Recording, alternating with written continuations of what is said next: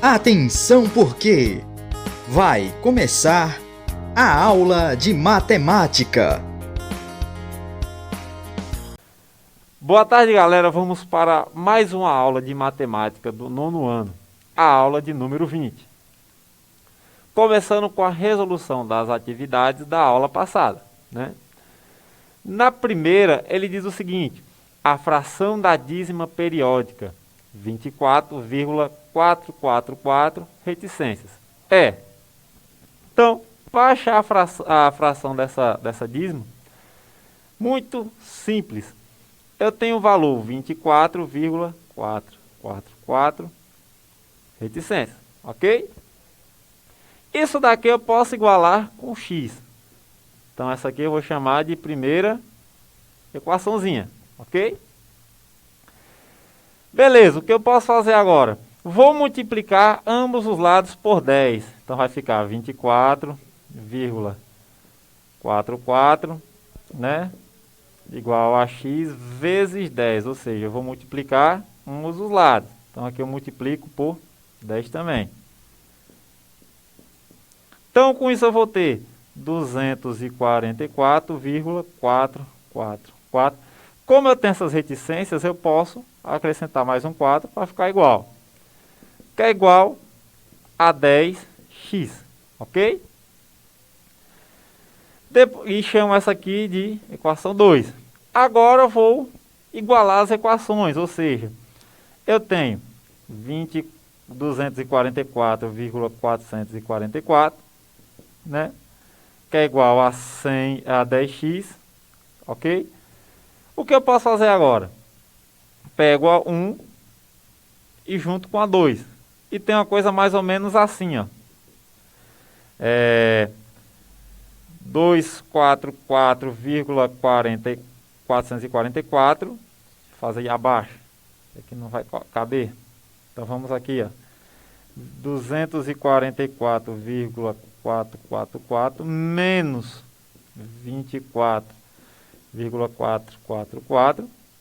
Isso é igual a 10x menos x, ok? Percebam que esse valor é igual a esse, então eu posso subtrair isso aqui, cortar, né? E vou ter 244 menos 24, aonde eu vou ter 220, que é igual 10x menos x vai dar 9x, certo? Isolando o valor de x, eu vou ter 220 dividido por 9, que é igual a x, ok? Então, essa daqui é a nossa resposta, que seria a letra C, beleza? Na segunda questão, é semelhante à primeira, ok? Só que tem alguns detalhezinhos que eu vou repassar para vocês. Então, ó, lá ela diz o seguinte, que a dízima periódica agora é o quê? 0,49, 49, ok. Eu vou igualar isso com x, né? Com x, beleza. Lembrando que eu vou multiplicar ele primeiramente por 10. Então vai ficar 0,49, 49 vezes 10. Se eu multiplico desse lado, o outro lado também tem que ser multiplicado por 10. Ok? Então isso daqui vai ficar 4,949, né? 4.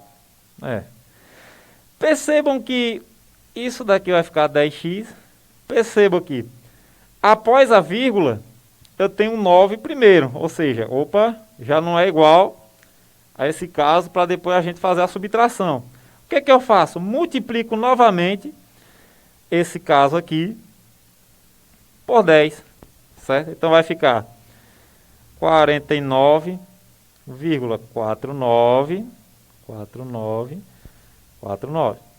que é igual a 100x, ok?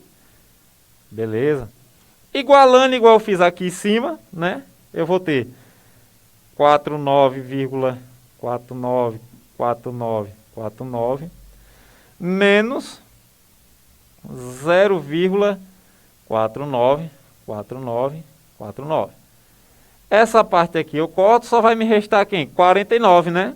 Lembrando que o 100, eu vou colocar aqui embaixo, seria 100x menos x, né? Então ficaria 49, que é igual a 99x. Isolando o x, eu tenho 49,99, ok? Então a resposta aí seria letra D.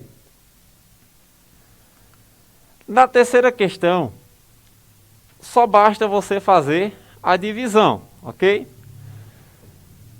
Ao realizar uma operação com os números reais durante a resolução, Tiago encontrou uma divisão entre menos 2,5 e 0,5. Sobre o resultado dessa divisão, podemos afirmar que, então, ó, a letra A vai dizer o seguinte: o resultado é o número natural. B, o resultado é o número racional, mas é um número inteiro. Letra C, o resultado é o número racional e o número inteiro. Letra D, o resultado é um número irracional. Letra E, o resultado é um número real, mas é um número racional. Primeiramente, a gente tem que fazer a divisão. Então vamos lá. O número menos 2,5 dividido por 0,5, a resposta é menos 5, né? Beleza. Aí, como que a gente vai responder isso daí se não deu resposta numérica? Só lembrar, ó. Primeiro conjunto dos naturais. Segundo conjunto, os inteiros, né? Os inteiros. Terceiro conjunto, os racionais, né? Depois eu tenho os irracionais e para finalizar, englobando todos, eu tenho os reais. Então percebo que menos 5, ele é um número inteiro, né? Lembrando da retinha lá, né? 0. Tem os números negativos à esquerda e os números positivos à direita do 0. Menos 5 está aqui, digamos aqui, menos 5, né? Menos 5. Então ele pertence aos inteiros, só que os inteiros também estão dentro do conjunto dos reais, né? Dos racionais. Então, a resposta seria: o resultado é um número racional e um número inteiro. Letra C. A quarta é da mesma forma que a gente fez a primeira e a segunda. Mesmo raciocínio. A quinta, vocês apenas têm que fazer a subtração de x por y, certo? Onde eu vou ter o valor de, quando eu faço a subtração de 0,535353 por y, que é 0,202020, certo? Então vou ter 0,3333 e assim sucessivamente. Usando aquela mesma forma que a gente fez a primeira e a segunda, a gente chega à resposta que é a letra C, ok? A nossa aula 20 começa com resolução e elaboração de problemas envolvendo relações e proporcionalidade direta e inversa, ok? Então, o que são grandezas proporcionais? Ele diz aí, ó, uma grandeza é definida como algo que pode ser calculado, medido ou calculado. A proporção é uma relação de igualdade entre razões, né? Assim, apresenta a comparação de duas grandezas em diferentes situações, ou seja, eu tenho A para B, que é igual a C para D, ok? Quando eu trabalho com proporcionalidade, a gente utiliza muito a regra de 3. Só que a regra de 3 ela pode aparecer de duas formas, simples ou composta, certo? E a relação de grandeza pode ocorrer de maneira diretamente ou inversamente proporcional. Vamos mostrar na prática. Proporcionalidade direta. Primeiro, a gente utilizando a regra de 3 simples, né? Então, ó, ele diz aí no primeiro exemplo de proporcionalidade direta. Em numa gráfica são feitas impressões de livros escolares em 2 horas, né? São realizadas 40 impressões, beleza? Em 3 horas, a mesma máquina produz 60 impressões. Em 4 horas, 80 impressões. E em 5 horas, 100 impressões. Então, se você analisar, você vai perceber o seguinte: quanto mais tempo tem, maior vai ser a quantidade de impressão. Ou seja, eu estou aumentando a quantidade de horas, mas também estou aumentando a quantidade de impressões. Isso daí se encaixa na proporcionalidade direta. Uma regra de 3, simples, só que a proporcionalidade é direta. Se a quantidade de horas aumenta, né, a quantidade de impressões também aumenta, ok? A razão de proporcionalidade aí seria de 1/20, certo? 1/20. Já na proporcionalidade inversa, ou seja, utilizando ainda a regra de 3 simples, eu tenho o seguinte caso: nem sempre, se eu aumentar tal valor, o outro também vai aumentar, certo? Vamos ver o exemplo. Ele diz, ó, João decidiu contar o tempo que levava indo de casa à escola de bicicleta, com diferentes velocidades. Observe a sequência. Então, ó, ele deu o tempo, né, de 2 minutos, 4 minutos, 5 minutos e depois de 1 minuto. Opa, percebam aí. Ele contou até 5 minutos e depois andou só 1 minuto, né? Só que aumentou as velocidades, ó. A velocidade aí, quando foi em 2 minutos, ele andou a uma velocidade de 30 metros por segundo, certo?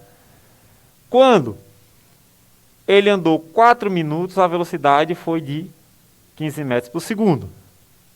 Em 5 minutos, 12 metros por segundo. Mas depois, no final, ele percebe o seguinte, que 1 minuto ele andou a uma velocidade de 60 metros por segundo, né? Podemos fazer a seguinte relação, ou seja, 2 vezes 30 dá 60, né? Então, vocês podem perceber que 4 vezes 15 também vai dar 60. Que é a mesma coisa que 5 vezes 12, que vai dar 60. E no final, 1 vezes 60, que é o próprio 60. Então, a relação de proporcionalidade aí, K, é 60, ok? Vamos para um exemplo para a gente ficar por dentro das proporcionalidades. Então ele diz aí, Pedro tem uma piscina em sua casa que mede 6 metros de comprimento e comporta 30 mil litros de água, né? Seu irmão Antônio decide também construir uma piscina com a mesma largura e profundidade, mas com 8 metros de comprimento.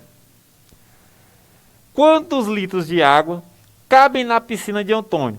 Então perceba o seguinte, como saber se é inversa ou diretamente proporcional? Primeiramente, a primeira piscina tinha 6 metros, né? E comportava 30 mil litros de água. Só que o irmão dele vai construir uma de 8 metros. E quer saber a quantidade de litros. Então, se aumento aqui a quantidade de metros dessa piscina,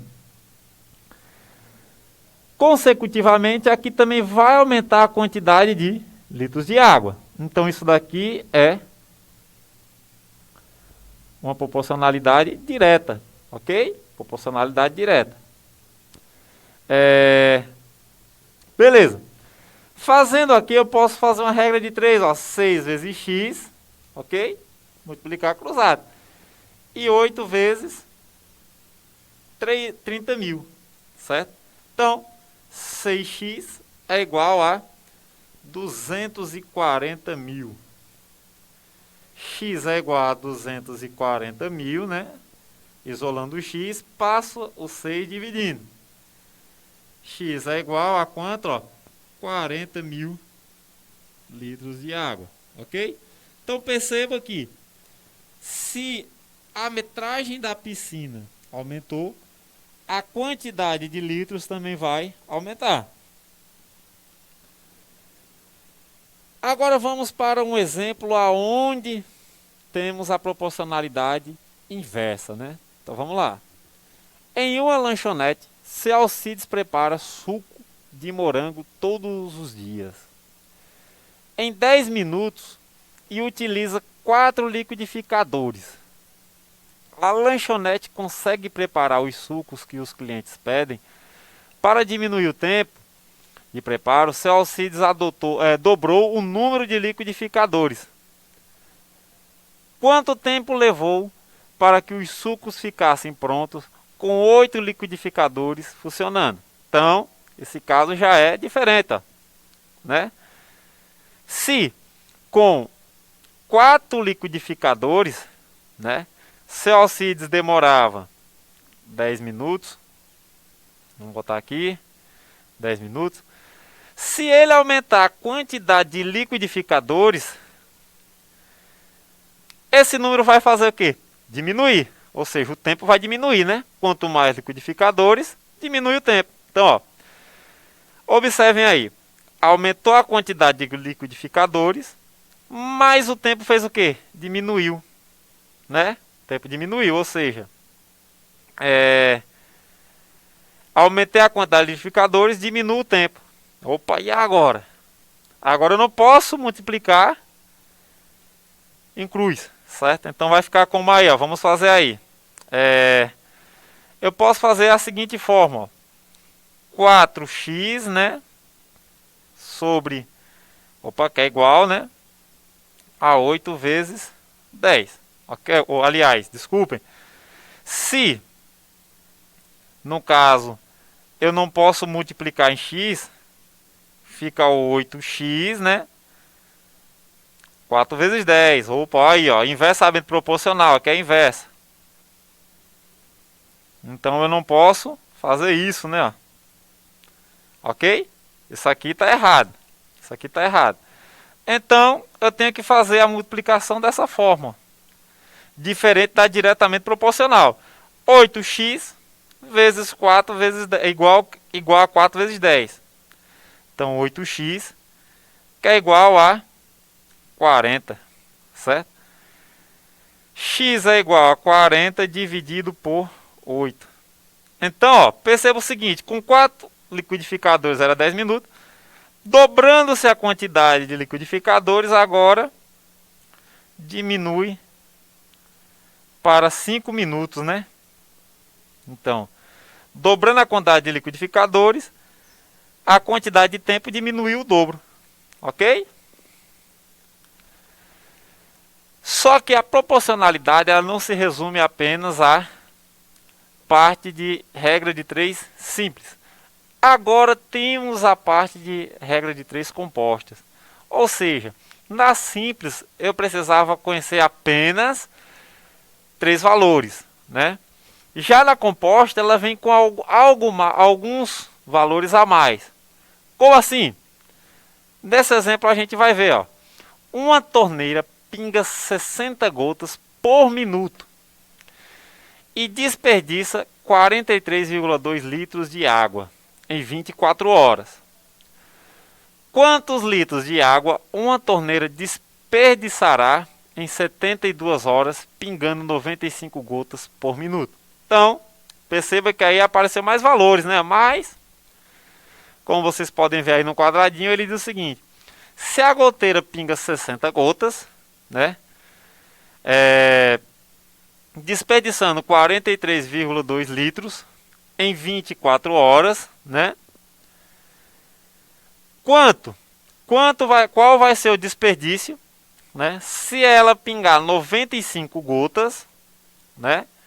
Em 72 horas. Então percebam aí, ó. Como saber que ela é direta? Primeiramente a gente tem que fixar um desses daqui. Vamos fixar primeiro esse valor e comparar com as horas, certo? Então, ó, perceba, a quantidade de gotas aumentou, mas também a quantidade de horas também vai aumentar, né? Se agora fixando esse daqui com a quantidade de horas. Se aumenta a quantidade de horas, né, pingando 95 gotas consecutivamente, ou seja, certamente vai aumentar o desperdício, né? Então, como fazer isso? Vou pegar esses valores, os 60 vezes 24, ok? 95 vezes 72 e vou igualar ao valor que tem o x, ok? Com isso eu vou ter a seguinte resposta: 1440 dividido por 6.840, que é igual a 43,2 dividido por x. A regra de 3 aí agora, né? Faça a regra de 3, ou seja, esse multiplicando esse e esse multiplicando esse. Vai ficar 1440x, que é igual a 6.840 vezes 43,2. Ok? Com isso eu tenho que 295.488, né? É igual a 144x. Isolando o valor de x, tenho que 295,488 dividido por 1.440 vai ter a resposta x igual a 205,2. Então o meu desperdício agora vai ser de 205,2 litros de água, ok? Então nesse caso seria uma regra de 3 composta, ou seja, onde apareceu mais de 3 valores, ok? E não só apenas 3. Só que, como conhecer que ela é diretamente? Você tem que fixar as colunazinhas uma com a outra, ok? No outro caso, a gente tem a proporcionalidade inversa, né? Usando a regra de 3 composta. Para entender, vamos lá. Ele diz o seguinte, ó. Para atender uma encomenda de 15.000 panfletos, uma gráfica utilizou 5 máquinas de mesmo rendimento, que realizará a impressão em 20 minutos. Beleza. Quantos minutos são necessários para que 3 dessas máquinas imprimam 7.200 panfletos como esse? Então, beleza, vamos lá. Eu tenho a quantidade de máquinas, aonde 5 máquinas, né, imprime 1.500 panfletos, aliás, 15.000 panfletos, né, em 20 minutos. Beleza. Só que agora ele quer diminuir para 3 máquinas, quer produzir 7.200 panfletos e quer saber a quantidade em x, ok? X minutos. Percebam, se eu diminuo a quantidade de máquinas, né, a quantidade de tempo vai aumentar, né? Beleza. Só que eu diminuindo a quantidade de panfletos, a quantidade aqui também vai diminuir, né? Então percebam aí que a coisa é diferente, ó. Se eu diminuo a quantidade de máquinas, aqui vai aumentar. E aqui, diminuir a quantidade de panfletos, aqui vai diminuir, certo? Então eu tenho um caso de inversamente, ou seja, proporcionalidade inversa. Como é inversa, eu faço o seguinte, ó, inverto esse primeiro número e multiplico por 15.000, o 3 por 15.000 e o 5 por 7.200, ok? E igualo isso a 20 sobre x, ok? Então, no primeiro caso aqui eu vou ter o quê? 45.000 sobre 36.000, que é igual a 20 sobre x. A regra de 3, né? Nossa regrinha de 3 básica aqui agora. Aonde eu vou ter 45.000x, que é igual a 36.000 vezes 20, né? Que vai dar 720 mil. X é igual a 720 mil dividido por 45 mil, né? Corta aqui, corta aqui, corta aqui. Vou ter 720 dividido por 45. Então, X aqui vai ser igual a 16 minutos. Ok? E então, galera, essa foi a nossa aula de número 20. Até a próxima.